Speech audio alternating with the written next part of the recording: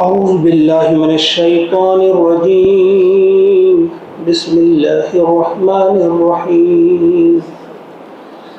فلما أتاها نودي يا موسى إني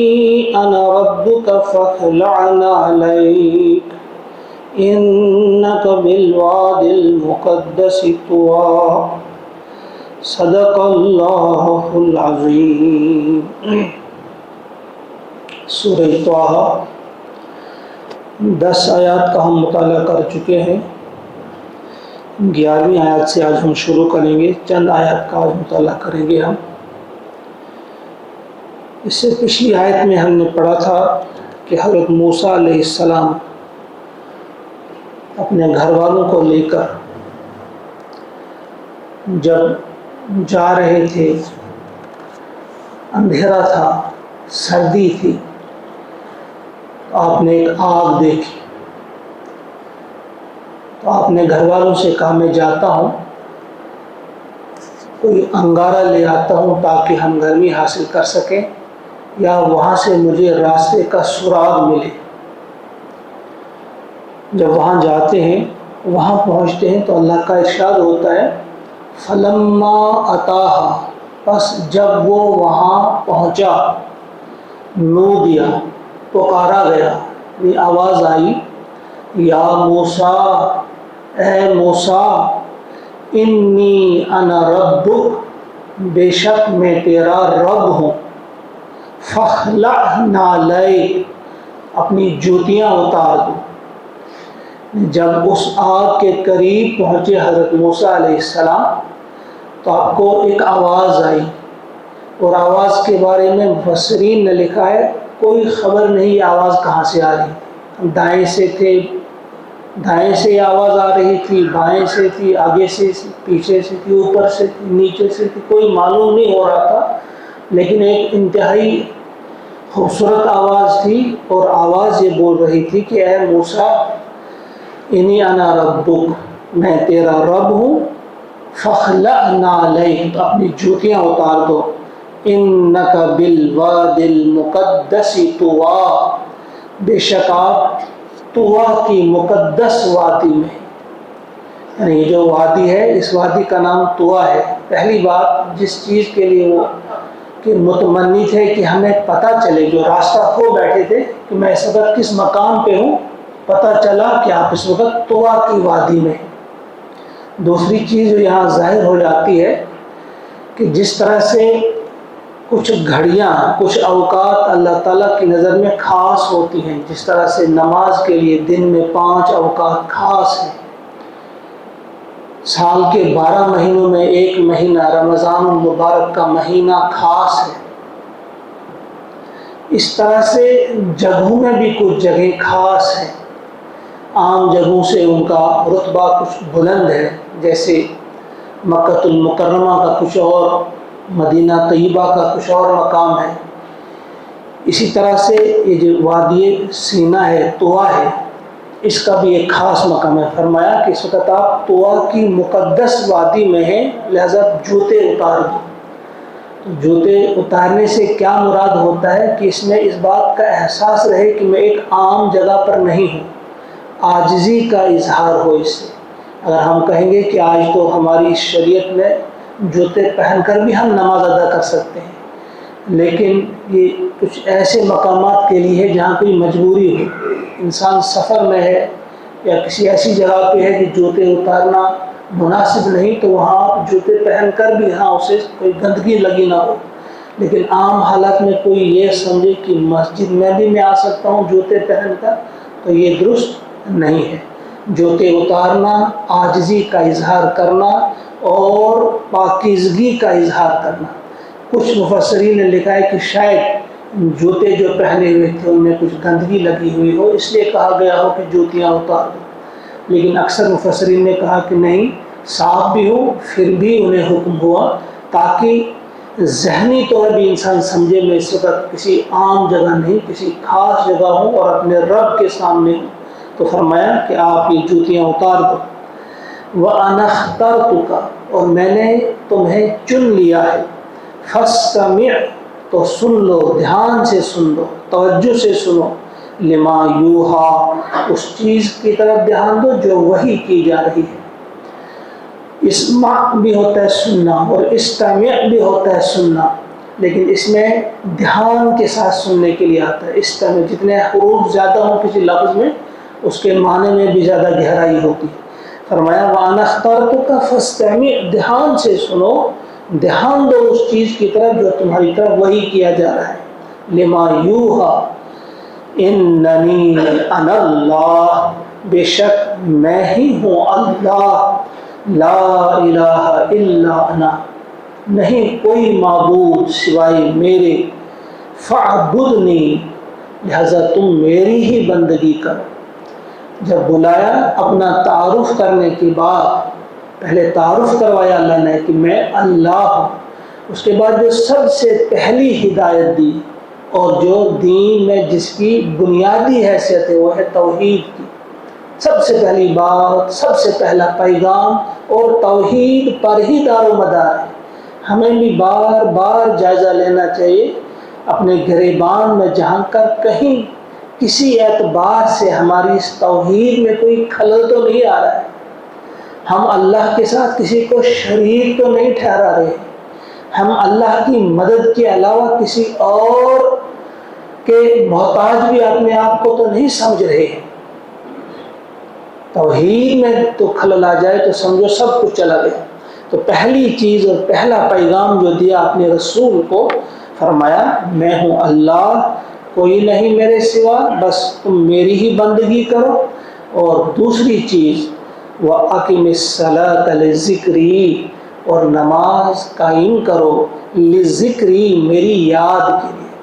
یعنی اللہ کی یاد انتہائی اہم ہے۔ جب ہم اللہ کی توحید کا اقرار کرتے ہیں کہ وہ ایک ہے، اکیلا ہے، اس کی صفات پر ہمارا دھیان ہو اچھی طرح سے کہ اس کی صفات کیا ہے، وہ اکیلا ہے، اور پھر اس کو یاد رکھنے کے لیے سب سے کارگر ذریعہ جو ہے وہ نماز ہے۔ جس نماز کے لیے آج ہم کہتے ہیں ہمیں فرصت نہیں، جس نماز کے لیے ہم سمجھتے ہیں کہ یہ کوئی اہم چیز نہیں، جب موقع ملے تو پڑھیں گے، پوری دن بھر کی اکٹھی کریں گے، شام کو ادا کریں گے، یہ اللہ پرواہی جو کرتے ہیں۔ تو اللہ کی توحید کے بعد جس چیز کا ذکر کیا گیا ہے وہ ہے نماز۔ نماز قائم کرو میری یاد کے لیے، اس سے بہتر اور کوئی چیز نہیں اللہ کو یاد کرنے کا، جو بہتر طریقہ ہے وہ ہے نماز۔ اقیم الصلاۃ، نماز پڑھنے کی بات نہیں، قائم کرنے کی، تو اس میں وہ ساری چیزیں آ جاتی ہیں۔ وقت پر ادا کیا جائے، خشوع و خضوع کے ساتھ ادا کی جائے، اور پابندی کے ساتھ ادا کی جائے، محبت کے ساتھ ادا کی جائے، سمجھ کر ادا کی جائے، معلوم ہو کہ میں گفتگو کر رہا ہوں اور کیا کہہ رہا ہوں اپنے اللہ سے، اور اللہ مجھ سے کیا کہہ رہا ہے۔ وَأَقِمِ الصَّلَاةَ لِذِكْرِي، تو نماز کے بعد اب تیسرا حکم، إِنَّ السَّاعَةَ آتِيَةٌ، بے شک قیامت کی جو گھڑی ہے، الساعہ، گھڑی کو کہتے ہیں جب ال اس میں لگ جاتے ہیں، الساعہ خاص گھڑی، تو اس سے مراد ہے قیامت کی گھڑی۔ بے شک قیامت کی گھڑی جو ہے وہ آتیتن، وہ آ کر رہے گی، اس میں زور ہے، قیامت کی گھڑی جو ہے وہ آ کر رہے گی۔ اکاد اخفیہا، میں چاہتا ہوں اسے پوشیدہ رکھوں، یعنی میں اسے ابھی پوشیدہ رکھے ہوئے ہوں، لتجزا، تاکہ بدلہ دیا جائے، کل نفس، ہر نفس کو، تاکہ بدلہ دیا جائے ہر شخص کو، بما تسعی، اس چیز کا جس کی وہ کوشش کرے، جو وہ صحیح کرتا ہے۔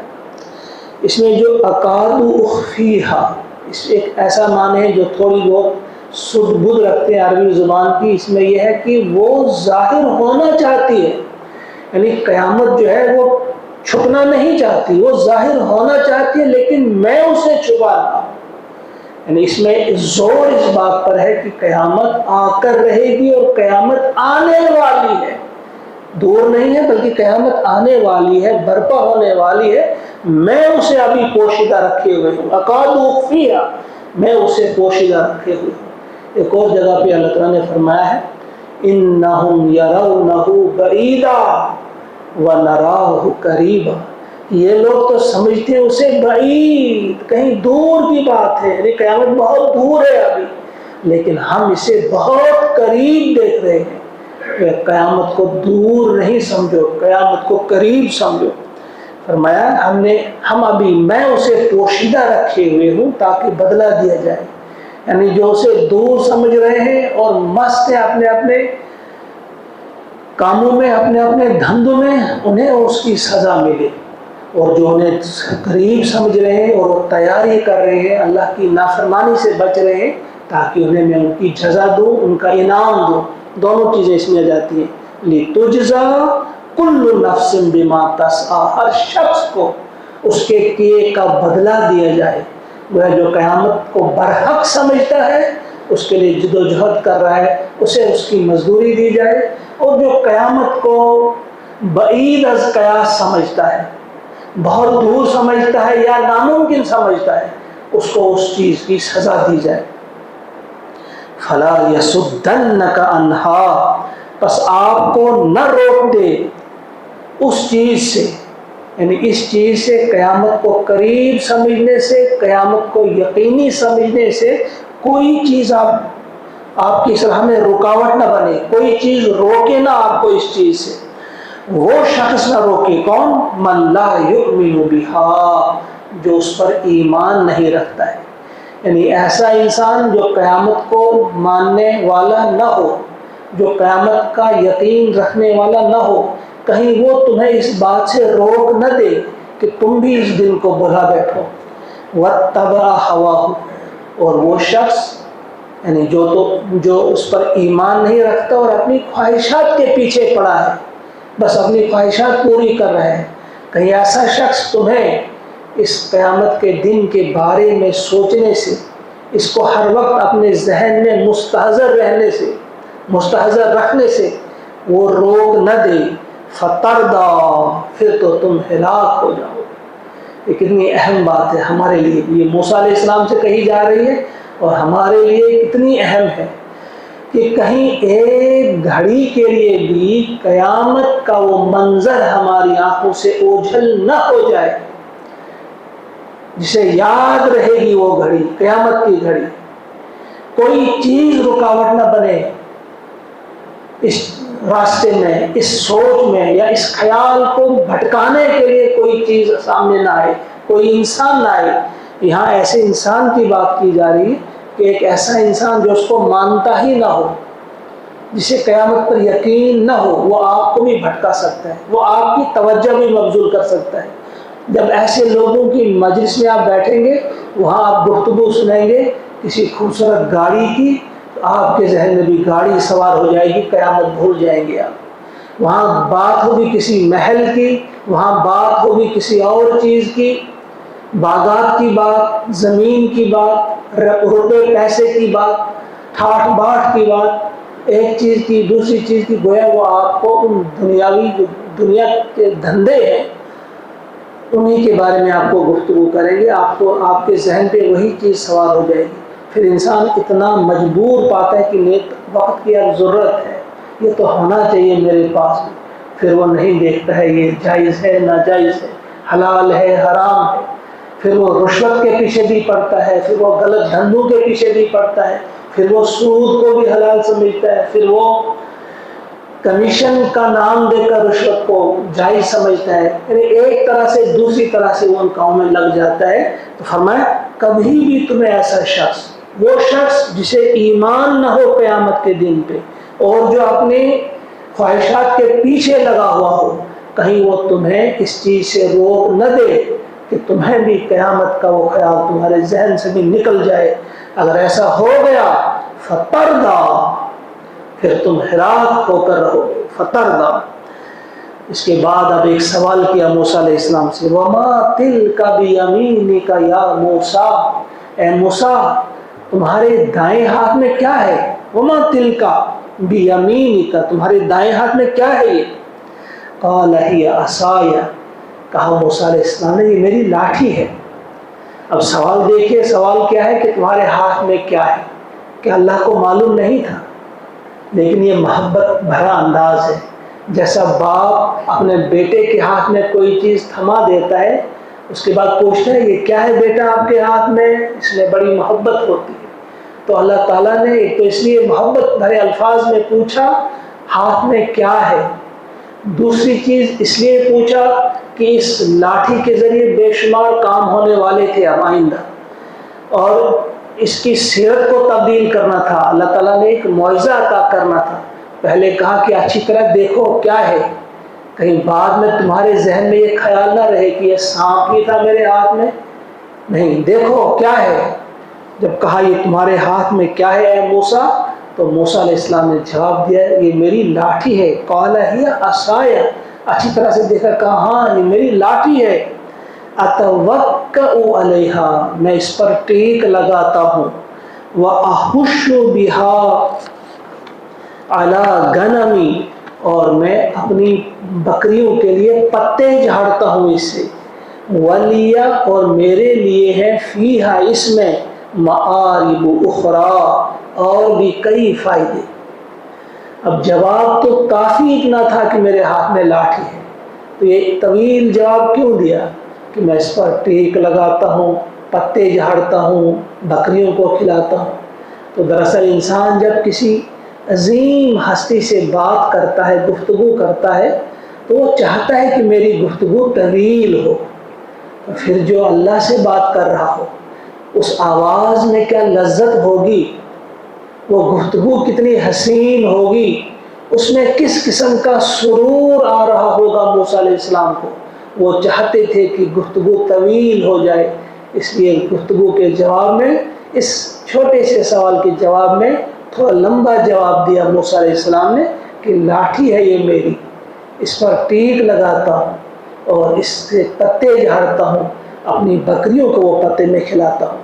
تو موسیٰ علیہ السلام سے کہا گیا، قال، فرمایا اللہ تعالیٰ نے، القھا، ڈال دے اسے، یا موسیٰ، اے موسیٰ، اے موسیٰ اسے ڈال دے، اسے پھینک دے زمین پر۔ فالقاها، تو پھینکا اسے موسیٰ علیہ السلام نے، فاذا، تو اچانک، یکایک، ہی حیۃ تسعیٰ، وہ ایک دوڑتا ہوا سانپ بن گیا، وہ دوڑنے والا سانپ، حیۃ یہاں کہا گیا ہے۔ سورہ قصص میں اس کے لیے کچھ اور الفاظ بھی آئے ہیں، ایک جگہ حیۃ آ گیا عام سانپ کے لیے ہے، ایک جگہ جان آ گیا ہے، پتلے اور لمبے سانپ کے لیے کہا جاتا ہے، اور ایک جگہ ثعبان کہا گیا موٹے سانپ کے لیے، اژدہا کے لیے۔ گویا جب وہ پھینکا اس وقت وہ پتلا سانپ تھا، پھر دیکھتے دیکھتے چلتے چلتے وہ موٹا بھی ہو گیا۔ تو اس میں یہ معنی ہے کہ وہ پھرتیلا ایسا تھا گویا وہ جان تھا، اور موٹا اور بھاری ایسا تھا گویا وہ اژدہا تھا۔ تو فرمایا یہاں کہا حیۃ، یہ دوڑتا ہوا سانپ تھا، اس وقت وہ ڈر گئی۔ سورہ قصص میں اس کی تفصیل ہے کہ وہ ڈر گئے اور انہوں نے ولم یعقب، پیچھے پھیر کر نہیں دیکھا، واللہ مدبرا ولم یعقب، وہ بھاگ گئے اور پیچھے مڑ کر بھی نہیں دیکھا، لیکن اللہ تعالیٰ نے کہا نہیں ڈرو مت، پکڑو اسے۔ تو پھر ان کا یقین،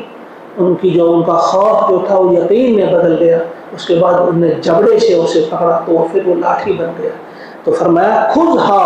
پکڑو اسے، ولا تخف، ڈرو مت، سنعیدھا،